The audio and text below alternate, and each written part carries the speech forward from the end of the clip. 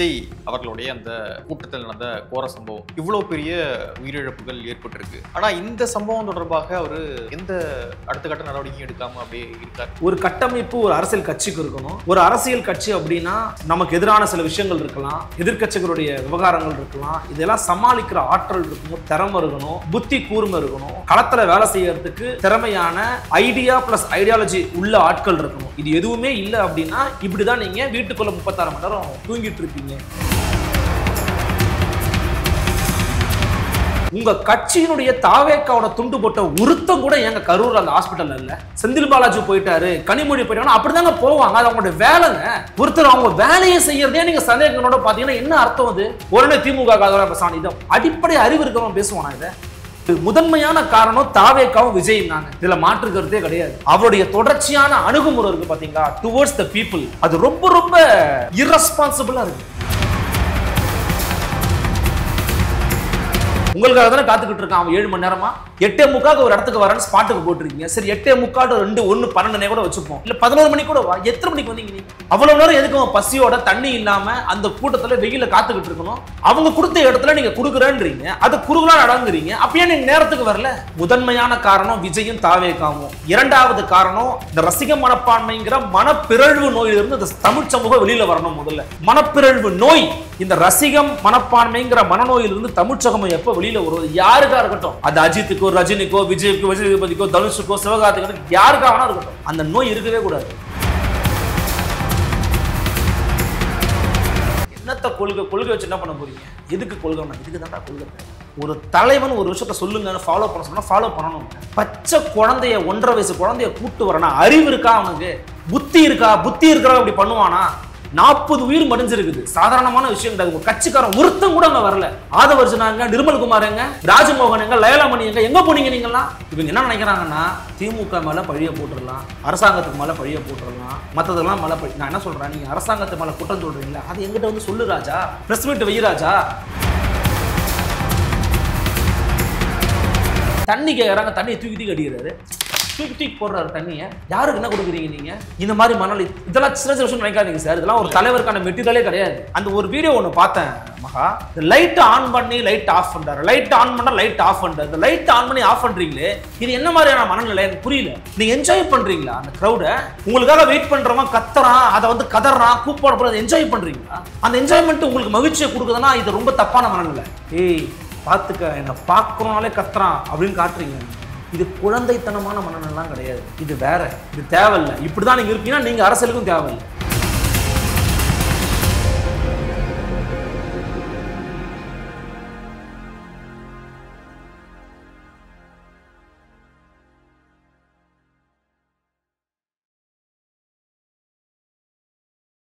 தமிழ் தடம் நேயர்களுக்கு வணக்கம். நம்மோடு உரையாட ஊடகவியலாளர் திரு அருள்மொழிவர்மன் நம்மோடு இணைந்திருக்காங்க. வாங்க பேசலாம். வணக்கம். வணக்கம் மகா. விஜய் அவர்களுடைய அந்த கூட்டத்தில் நடந்த கோர சம்பவம் கிட்டத்தட்ட 40ன்றாங்க, சில ஊடகங்கள் 41 அப்படின்னு சொல்றாங்க. இவ்வளவு பெரிய உயிரிழப்புகள் ஏற்பட்டிருக்கு. நிவாரணங்கள்லாம் போய் சேர்ந்துகிட்டு இருக்கு. அருணா ஜெயகிருஷ்ணானியும் தன்னுடைய விசாரணையை வந்து ஆரம்பிச்சிட்டாங்க. எல்லாம் போயிட்டு இருக்கு. ஆனா விஜய் அவர்கள் என்ன பண்றாரு அப்படின்றது தெரியல. இப்பொழுதுதான் அவர் வீட்டுல இருந்து எங்கேயோ கிளம்பி இன்னொரு வீட்டுக்கு போறாரு அப்படின்ற செய்தி வருது. ஆனா இந்த சம்பவம் தொடர்பாக அவரு எந்த அடுத்த கட்ட நடவடிக்கையும் எடுக்காம அப்படியே இருக்காரு. எப்படி பாக்குறீங்க இந்த விவகாரம்? தமிழ்நாட்டு அரசியல் வரலாற்றுல ஒரு கருப்பு நாள். தமிழ்நாட்டு அரசியலை தெரிஞ்சவங்க எல்லாரும் இன்னொரு முக்கியமான விஷயத்தை தெரிஞ்சுக்க வேண்டிய ஒரு விஷயத்தை வந்து கற்றுக் கொடுத்துருக்குது இந்த சம்பவம் நான் சொல்றேன். அது என்னன்னு பாத்தீங்கன்னா, ஒரு கட்டமைப்பு ஒரு அரசியல் கட்சிக்கு இருக்கணும். ஒரு அரசியல் கட்சி அப்படின்னா எதிர்ப்பு, கிரவுண்ட்ல இருக்கிற நமக்கு எதிரான சில விஷயங்கள் இருக்கலாம், எதிர்கட்சிகளுடைய விவகாரங்கள் இருக்கலாம், இதெல்லாம் சமாளிக்கிற ஆற்றல் இருக்கணும், திறமை இருக்கணும், எந்த ஒரு நெருக்கடிகளை சமாளிக்கக்கூடிய புத்தி கூர்மை இருக்கணும், களத்துல வேலை செய்யறதுக்கு திறமையான ஐடியா பிளஸ் ஐடியாலஜி உள்ள ஆட்கள் இருக்கணும். இது எதுவுமே இல்லை அப்படின்னா இப்படிதான் நீங்க வீட்டுக்குள்ள 36 மணி நேரம் தூங்கிட்டு இருப்பீங்க அப்படிங்கிறதுக்கான ஒரு உதாரணம். இதெல்லாம் மக்கள் வந்து பார்க்கணும். துவக்கத்துல நான் கூட சரி ஓகே இது வந்து அசம்பாவிதம் நடந்துருச்சு, உடனே எல்லாரும் போவாங்க போல் இருக்கு. நீங்க பார்த்துருப்பீங்க, எங்க ஊடகத்துல நான் லைவ் ஒன்று போட்டிருந்தேன். அதில் லைவ்ல நான் சொல்லியிருந்தேன், இவங்க மட்டும்தான் காரணம்னு சொல்லாதீங்க. ஆனா இப்போ இந்த 2 நாள்ல நான் பாக்குறது, உங்க கட்சியினுடைய தாவேக்காவோட துண்டு போட்ட உருத்தம் கூட எங்க கரூர் அந்த ஹாஸ்பிட்டல்ல இல்ல. ஏன் ஒருத்தர் கூட அங்க போய் பாதிக்கப்பட்ட மக்கள் வீட்டுக்கு போகல? செந்தில் பாலாஜி போயிட்டாரு, கனிமொழி போயிட்டாங்கன்னா அப்படிதாங்க போவாங்க. அது அவங்களுடைய வேலைங்க. ஒருத்தர் அவங்க வேலையை செய்யறதே நீங்க சந்தேகங்களோட பாத்தீங்கன்னா என்ன அர்த்தம்? அது உடனே திமுக பேசான இது அடிப்படை அறிவு இருக்கிறவங்க பேசுவானா? இத செந்தில் பாலாஜி ஊரே கரூர் தான். அவர் அங்க போய் பாக்குறாரு.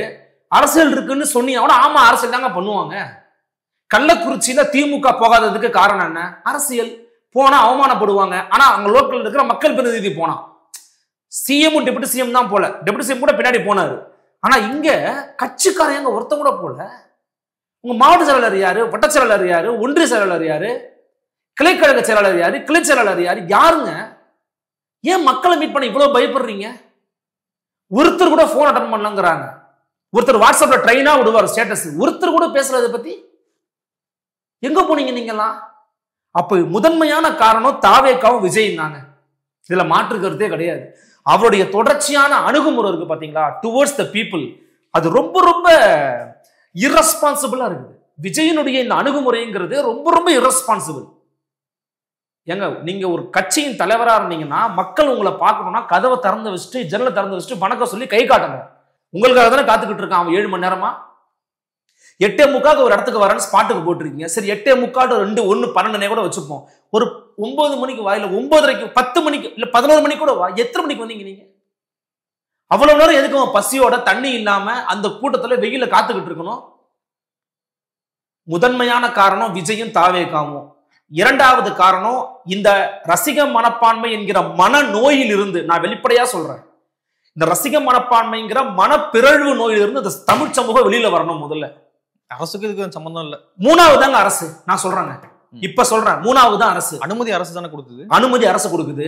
நீங்க கேட்ட இடத்த கொடுக்கல, ஏன் வைக்கிற? நீங்க கேட்ட இடத்த கொடுக்கல, சண்டை போடுங்க சார், ஃபைட் பண்ணுங்க. அதுதான் உங்களுடைய தில்ல காட்டும், அதுதான் உங்களுடைய உங்க வில் பவரை காட்டும். நான் கேட்ட இடத்த கொடுக்கல, நான் தர்ணா பண்றேன், உட்காரு. அவங்க கொடுத்த இடத்துல நீங்க கொடுக்குறேன்றீங்க, அது குறுகலா நடங்குறீங்க. அப்பயே நீங்க நேரத்துக்கு வரல. அப்ப நேரத்துக்கு வரலப்பா, நீங்களே ஆரம்பிக்கும் போது சொல்றீங்க நான் விஜய் அவர்கள் காவல்துறைக்கு நன்றி சொல்லிதான் ஆரம்பிக்கிறாருன்றீங்கல்ல. ஏன் நன்றி சொன்னாரு? அவ்வளவு தூரம் கூட்டமா இருக்குன்னு சொல்றாரு மகா. அப்படி நீங்க கூட்டமா இருக்க உள்ள சார் நான் வரல, நான் மக்கள்கிட்ட வீடியோல பேசிக்கிறேன், அங்க இருக்கிறவங்க அனுப்பிடுங்க சொல்லுங்க. கஷ்டப்படுறாங்க, அவமானப்படுறாங்க, அது உங்களுடைய தப்பு சார். நேத்து அண்ணாமலையோட பிரஸ் மீட் பார்த்தேன். அவர் என்ன சொல்றாரு அப்படின்னா, இந்த அனுமதியே எப்ப கேட்டிருக்காங்கன்னா 3 மணி டு 10 மணி இந்த டைம்ல தான் அந்த அனுமதி கேட்டிருக்காங்க. அப்பனா 3 மணிக்கும் விஜய் வரலாம், 10 மணிக்கும் விஜய் வரலாம். இதுல எப்போ ஒன்னா விஜய் வரலாம் அப்படின்றதான் அதனுடைய பொருள். அப்போ காவல்துறை தான் நீங்க இந்த 2 மணி நேரம் அனுமதி கொடுத்துருக்கணும். நீங்க கொடுத்துருக்கிறது கிட்டத்தட்ட 7-8 மணி நேரம் அவர் கொடுத்துட்டீங்க. அவர் எப்போ ஒன்னா வரலாம். அது வரைக்கும் நீங்க தான், அதாவது அரசு காவல்துறை தான் மக்களுக்கும் பாதுகாப்பு தரணும், தொண்டர்களுக்கும் பாதுகாப்பு தரணும். நீங்க குறுகிய நேரம் கொடுத்திருந்து அவரு பெரிய நேரம் எடுத்திருந்தாரு அப்படின்னா அவர் மீது நம்ம பிளேம் பண்ணலாம். ஆனா இதற்கு முழுக்க முழுக்க காரணம் அரசு தான். முதல் காரணம் அரசுன்றாரு. இல்ல முதன்மை காரணமா நீங்க அரசு சொல்ல முடியும். அரசின் மேல பிழையே இல்லைன்னு நான் மறுக்கல, நான் அரசுக்கு பின்னாடி வரேன். இந்த ரெண்டுமே மெயின் ரீசன். இதை நம்ம பேசாம கடந்து போக கூடாது. அண்ணாமலை சொல்ற ஒரு கூற்றுல உண்மை இருக்கு, ஆனா அதுதான் மெயின் கூற்றான்னு கேட்டீங்கன்னா இல்ல. அவர் எதிர்கட்சி நிலைமையில விஜய் இருக்கிறதுனால விஜய்க்கு கொஞ்சம் சாஃப்ட் கார்னரா அவர் ஸ்டாண்ட் எடுக்கிறாரு திரு அண்ணாமலை அவர். சரி, ஏன்னா அவருக்கு சில ஃபியூச்சர் பிளான்ஸ் இருக்கு, அதை நம்ம அப்புறம் பேசுவோம். ஆனால் விஜய் அவர்களுடைய மனநிலை, அவருடைய தொடர்ச்சியான அணுகுமுறை, ரசிக மனப்பான்மையோடு இருக்கக்கூடிய இந்த கூட்டம், இவங்க தான் முதன்மையான காரணம்ங்கிறத நம்ம பேசணும் பேசணும் பேசணும். இதற்கு அதன் செகண்டரி தான் கவர்மெண்ட். கவர்மெண்டால அந்த இடத்த ஒதுக்கி கொடுக்க முடியல. அவங்க முதல்ல 1,20,000 சதுரடி இருக்கக்கூடிய ஒரு லைட் ஹவுஸ் ரெண்டு கேட்டிருக்காங்க. அதையே கஷ்டப்பட்டு கடைசி வரைக்கும் போராடி நீங்க வாங்க வேண்டியது தானே. ஏன் இதுக்கு ஒத்துக்கிட்டீங்கன்னு கேட்கிறேன். இந்த இடத்துக்கு ஏன் ஒத்துக்கிட்டீங்க? சரி ஒத்துக்கிட்டீங்க, ரைட்டு. இந்த இடத்துல நீங்க சொன்ன மாதிரி 6 மணி நேரம் கூட இருக்கட்டும் சார். உங்களுக்கே தெரியும் இடம் கொடுத்துருக்காங்க, நம்மளை வேற சிக்க வைக்க பாக்குறாங்க, நம்ம சீக்கிரமா ஸ்பாட்டுக்கு போயிருவோம், மக்கள் சீக்கிரமா அனுப்பிச்சு விட்டுரும், நீங்க வர வேண்டியது தானே. உங்களுக்கு 6 மணி நேரம் இருக்கலாம் சார், அதுக்காக நீங்க எட்ஜ் வரைக்கும் வருவீங்களா? கடைசி இப்போ டிஎன்பிஎஸ்சி எக்ஸாம் எழுத போனீங்கன்னா 10 மணி தான் எக்ஸாம் ஆரம்பிக்கும், 9 மணி நீங்க உள்ள போயிடணும். ஏன்?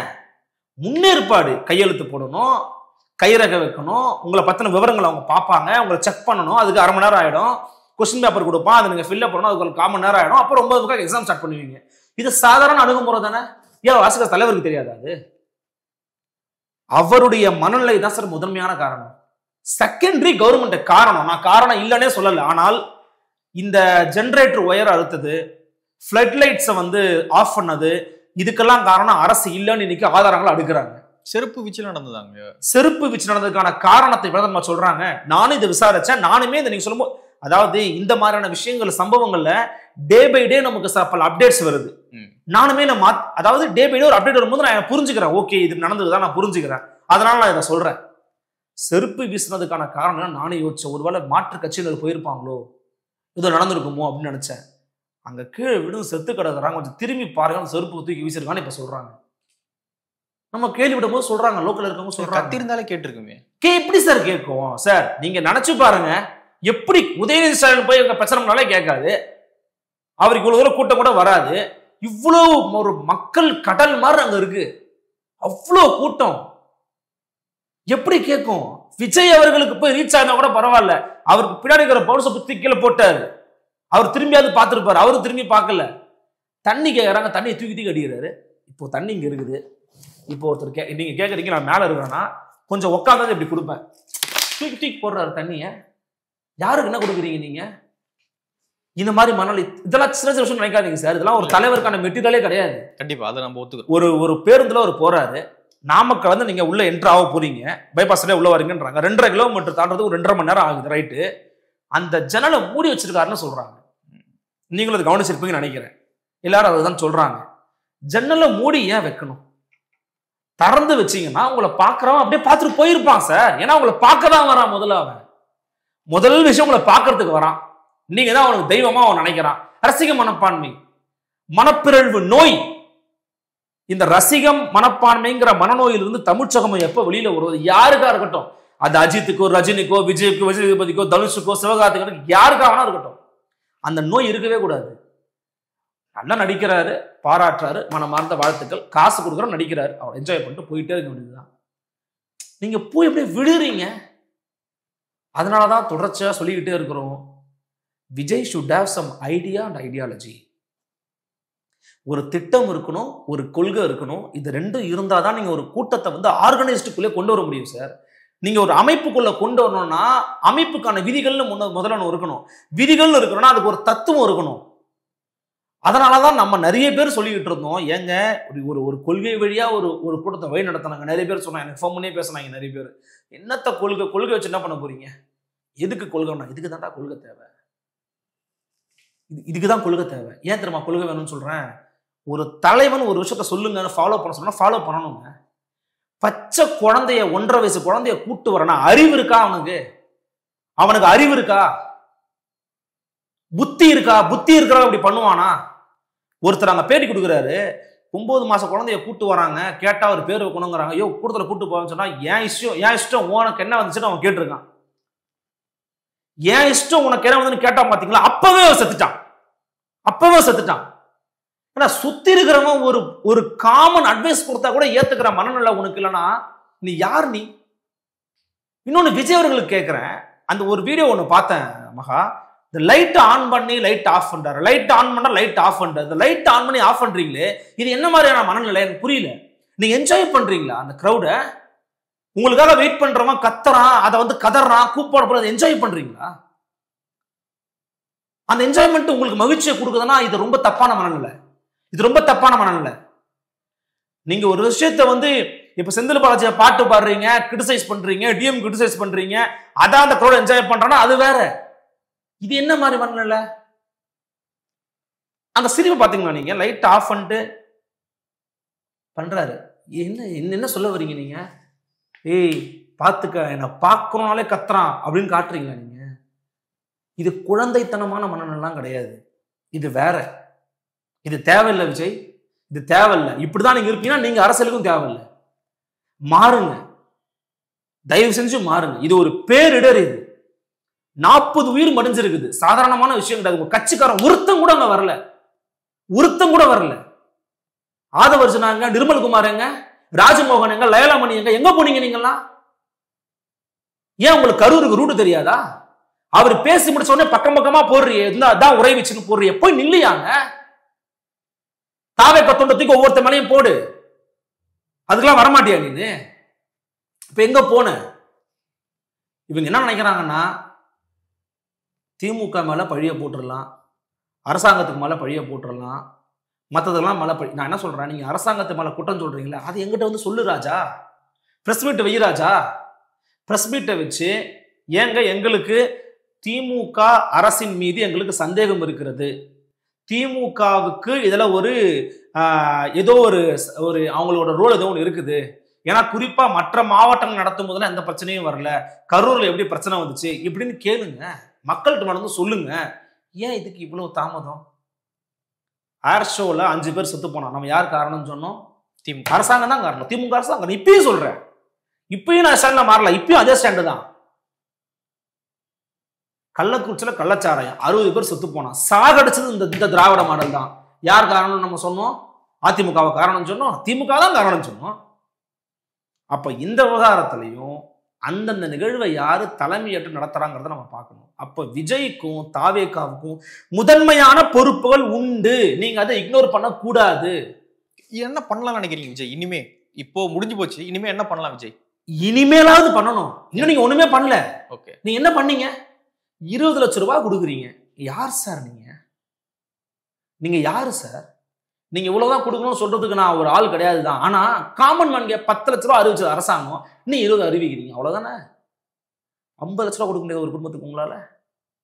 எஸ்ஆர்எம் வந்து அவருடைய கல்வி செலவெல்லாம் முழுசா ஏத்துக்கிறேன்றான், நீங்க ஒரு 50 லட்ச ரூபா கொடுக்க முடியாது. 1 கோடி தலை கொடுத்தா கூட 40 கோடி தான் சார் வரும். உங்களுடைய ஒரு படத்தின் வருமானம் மட்டுமே 250 கோடி 200 கோடி. உங்களால் கொடுக்க முடியாதுமாக. உங்கள்கிட்ட 100 ரூபா அந்த 10 ரூபா பிச்சை போட மாட்டீங்க, ஒருத்தருக்கு பாவம் கொடுக்க மாட்டீங்க, இறக்கப்பட மாட்டீங்க. அப்ப அந்த மனநிலை கூட அவர்கிட்ட இல்லையே. அதே நீங்க வந்து அறிக்கையில் தான் சொல்லிக்கிட்டு இருக்கீங்க. திருச்சியில உங்களை பார்க்கறானா பேசிட்டு போங்க சார். முதல்ல கரூர்ன்ற இடத்த விட்டு நீ ஏன் வெளியில போனீங்க? இங்கதான்ப்பா இருக்காரு விஜய், எப்ப வேணா வருவாருப்பான்னு நீங்க சொல்லிருக்கணுமா வேணாவா? இந்த ஹோட்டல் தான்ப்பா இருக்கிறாரு விஜய், வருவாருப்பா இப்போ அப்படின்னு அங்க இருக்கிறவன் அவன் நம்பிக்கை கொடுத்துருக்கணுமா வேணாவா? சீமான் போறாரு சார், சீமான் ஒழிகன்னு கோஷம் போட்டான், அந்த ஆள் போய் நிக்கிறாருங்க. என்னைய ஒழிகன்னு கோஷம் போட்ட கூட போய் நான் நிக்கிறோம் நினைச்சிருக்கோம். ஒரு நிமிஷம் நினைச்சா வந்திருக்க வேண்டிய அவசியம் இருக்கா? சீமான் வர வேண்டிய அவசியம் இருக்கா? சீமான் ஒழிகன்னு கோஷம் போட்டாங்க. இது தற்கூரி கூட்டத்துக்கும் தத்துவ கூட்டத்துக்குமான போர்னு அறிவிச்சாரு. ஏன் அங்க போய் நிக்கணும் அவரு? அவனும் கிடக்குறானுங்கன்னு சொல்லணும்ல. அதுதான் சார் மாந்த நேயம். அதுதான் மாந்த நேயம். கொள்கை பகை வேற, தனி மனித உறவு வேற. அந்த ஆள் போய் நிக்கிறாரு, அந்த மனுஷன் போய் நிக்கிறாரு. திமுக காரரும் வருவாங்க, வரத்தான் செய்வாங்க. ஆனா திமுக இந்த இடத்துல சில பல ஜிமிக்ஸ் ஒர்க்க பண்ணுவாங்க. நான் திரும்பி சொல்றேன், திமுகவினுடைய ரோல் ஜீரோன்னு நான் சொல்லல, திமுகவோட ரோல் இருக்கு. ஆனா அது முதன்மை காரணமா? அதான் என் கேள்வி. அந்த சிச்சுவேஷனுக்கு நீங்க ஏன் அவங்கள தள்ளீங்க? விரிச்ச வலையில ஏன் விழுந்தீங்க? நீங்க விடாம இருந்திருக்கணும், நீங்க எஸ்கேப் ஆயிருக்கணும், நீங்க முன்னெச்சரிக்கையா இருந்திருக்கணும். கட்சி ஆர்கனைசேஷனே இல்லைன்னு தெரிஞ்சு போச்சு சார், தெரிஞ்சு போச்சு, அப்பட்டமா தெரிஞ்சு போச்சு. தாவேகான்ற கட்சி யாரை நம்பி இருக்குன்னு தெரிஞ்சு போச்சு. இப்ப புரியுதா உங்களுக்கு? மதுரை விஜய், மதுரை கிழக்கு விஜய், உசிலம்பட்டி விஜய், தேனி விஜய் ஏன் சொன்னாரு? எல்லா இடத்தும் விஜய் மட்டும் தான் இருக்காரு, வேற யாருமே இல்ல, வேற யாருமே இல்ல. செத்து போனவங்க கட்சிக்காரனா மக்களா? பொதுமக்கள் தானே. ஏன் கட்சிக்காரன் போய் நிக்கல? சில கட்சிக்காரன் செத்து போயிருப்பாங்க, நீ ஏன் போய் நிக்கல? தார்மீக பொறுப்பேற்று அங்க போய் நிக்கணும். உங்களை திட்டுவான், செருப்பால கூட அடிப்பான், வாங்கிக்கங்க. நாளைக்கு சென்டி அவங்க மனசுல நிற்கும் சார். அவன் தப்பு பண்ணிட்டான், பரவாயில்ல, அவன் கூட்டம், அவன் மேல பெரிய தப்பு கூட கிடையாது, வந்து நின்னானேப்பான்னு சொல்லுவாங்க. வந்து நின்னாங்களா?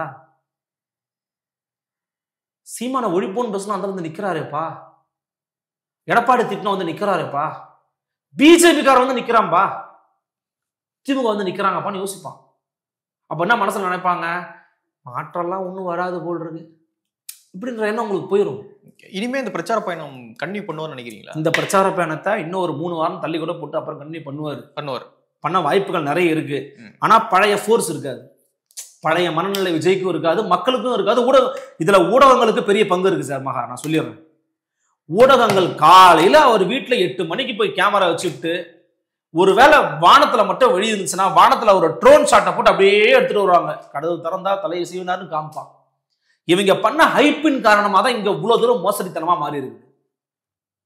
இவ்வளவு தூரம் மோசடிக்கு அதான் காரணம், அவங்களும் காரணம், ஊடகமும் காரணம். ஓகே, காமிச்சுட்டே இருக்கிற கூட்டம் வருது, கூட்டம் வருது, கூட்டம் வருது, கூட்டம் வருதுன்னு. கூட்டம் வரட்ட இப்ப யாரு வேணான்னு சொன்னா? அந்த கூட்டத்தை நீங்க என்ன பண்ணீங்க? என்ன எஜுகேட் பண்ண? நீ என்ன எஜுகேட் பண்ணீங்க? வராதன்னு சொல்றீங்க, கூட்டு வரானா அவன் அனுமதிக்காத, உள்ள நுழைய விடாத. எங்கேயாச்சும் பார்த்துருப்பீங்க, டிரான்ஸ்பார்மர் மேல ஏறுவானாங்க? புத்தி இருக்கிறவன் ஏறுவானா? டிரான்ஸ்பார்மர் மேல ஏறுவானா? செத்து போயிருவடான்னு தெரியும், ஏன் ஏறுற? அதை கூட அவங்களால கட்டுப்படுத்த முடியல. அப்ப யார் அவங்க? அவன் தொண்டனா? அரசியல் மயப்படுத்தப்பட்டவனா? அவன் ரசிகங்க.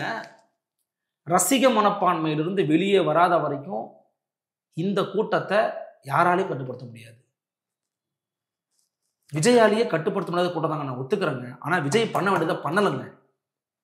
பண்ணியிருந்தாருன்னா அவர் நிலையிலிருந்து முதல்ல கீழே இறங்கி வரணும். எப்படி நீங்க வீட்டுக்கு வரலாம்? எப்படி வீட்டுக்கு வரலாம்? நீங்க அந்த இடத்துக்குள்ள நான் உடனே இப்ப கரூர் வச்சுட்டு போய் நின்னு நான் உங்களை சொல்லல. கரூரை விட்டு எப்படி வெளியில வந்த? மனசாட்சி உழுக்கல? இடுமாவனம் கார்த்தி அங்க போன் பண்ணி நான் பேசுறேன், என்ன நடந்துச்சுன்னு கேட்டேன் அவர்கிட்ட. ஒரு 1.5 வயசு குழந்தைக்கு மாலை போட போன, நான் தேம்பி அழுதுறேன், நிக்க முடியலங்கிற அப்படி அந்த மனுஷன். யார் அவரு? மாற்று கட்சிக்காரருங்க அவரு. ஒரு 1.5 வயசு குழந்தைய பொட்டல மாதிரி படிச்சு வச்சிருக்காங்க, தம்பி நான் போக முடியல, எனக்கு அழகு வருதுன்றாரு. ஒரு தவகக்காரன் இல்லங்கிறாரு. அந்த மனுஷன் நைட்டு ஃபுல்லா அங்கதான் உட்காந்துக்கிட்டு இருந்தாங்க ஹாஸ்பிட்டல்ல. நாம் தமிழர் கட்சிக்காரன் நைட் ஃபுல்லா உட்காந்துக்கிட்டு இருந்தான். திமுக உட்காந்துக்கிட்டு இருக்கான். செந்தில் பாலாஜி, உங்களுக்கு அவர் மேல விமர்சனம் இருக்கலாம், எல்லாமே இருக்கலாம் சார். அந்த ஆள் போய் நிக்கிறான், கிரவுண்ட்ல உட்காடுறான் சார். அந்த ஆள் இதுக்கு பின்னாடி விசாரணை நடக்கட்டும், பின்னாடி யார் இருந்தாங்களா எல்லாம் நீங்க பாருங்க. அதெல்லாம் இப்ப நீங்க எந்த முன்முடிவுக்கும் வர முடியாது. எந்த முன்முடிவுக்கும் நீங்க ஜட்ஜ்மெண்ட்டுக்கும் வர முடியாது. கண்ணுக்கு தெரியுது என்ன தெரியுமா? இந்த ரசிக மனப்பான்மை இருக்கக்கூடிய கூட்டத்தை முதல்ல நீங்க கட்டுப்படுத்தணும். குறுகலான இடத்த கொடுத்து அவங்கள அந்த இடத்துல குவிய வச்சது மட்டும்தான் நான் தெரிஞ்ச அரசாங்கம் பண்ண ஒரு தப்பு. உங்க அரசியலுக்காக ஒரு குட்டி இடத்த கொடுத்து உட்கார வச்சிட்டீங்க. உதயநிதி சார் அந்த இடத்த கொடுக்கல, உதயநிதிக்கு வேற ஒரு இடத்த கொடுத்துருக்காங்க. இபிஎஸ்க்கு அதே இடத்த தான் கொடுத்துருக்காங்க. ஆனா இந்த அளவுக்கு கூட்டம் கூடல. இப்ப ஒரு கூடிச்சு, இப்ப சம்பவம் நடந்து போச்சு. இவ்வளோ பெரிய பஸ் எல்லாம் வேணாம். உங்க பிரச்சார அணுகுமுறையை மாத்தணும். நீங்க நிறைய சிக்கல்கள் விஜய் கிட்ட இருக்கு, நிறைய பிரச்சனை தாவேகா கிட்ட இருக்குது. இது நாள் வரைக்கும் அவங்க இப்ப வரைக்கும் ஏன் வாயை திறக்கல?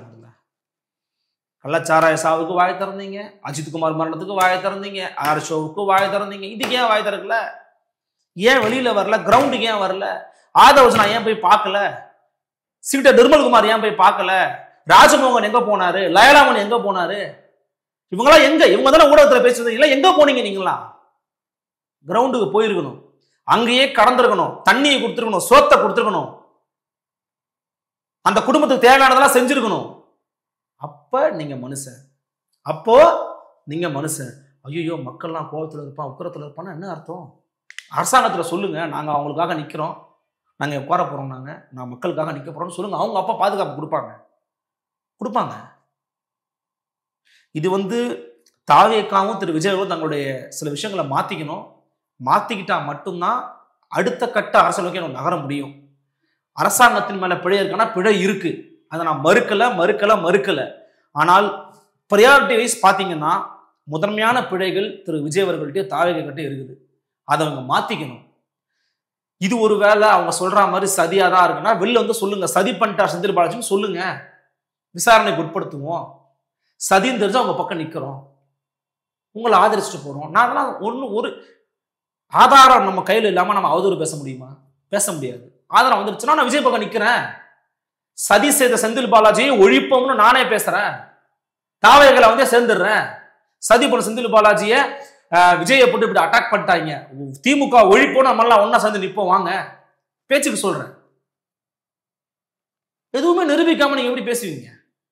கையில ஆதாரமே இல்லை, எப்படி பேசுவீங்க? அந்த இடத்துல அந்த அந்த ஜெனரேட்டர் இருக்கிற இடத்துல போய் மக்கள் கூடுறாங்க, எப்படி கூறாங்க நீங்க பாத்தீங்களா இல்ல? இந்த காட்சி ஜடைங்களும் போய் சாஞ்சிடுறாங்க. அப்புறம் தாங்க அதெல்லாம் ஆஃப் ஆகுது. இப்ப உயர அறுத்து விட்டதுன்ற பேச்சுக்கே இடம் இல்லையாங்க. இன்னொன்னு சொல்லட்டுமா மகா, இந்த மாதிரி இந்த மாதிரியான கூட்டத்துல அங்கங்க யாராவது பாத்துருவாங்க, ஏன் இங்க திமுக காரன் தான், இங்க அதிமுக காரன் தான், இங்க பிஜேபி காரன் தான், என்ன பண்ணாங்கன்னு சொல்லிடுவாங்க. எங்கேயாச்சும் வெளில வந்துடும்.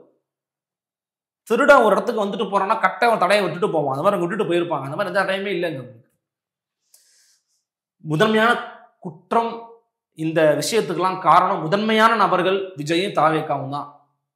அதன் பிறகுதான் அரசாங்கம். ஓகே, நிறைய விஷயங்கள் நம்மோடு பகிர்ந்துக்கிட்டீங்க. ரொம்ப நன்றி.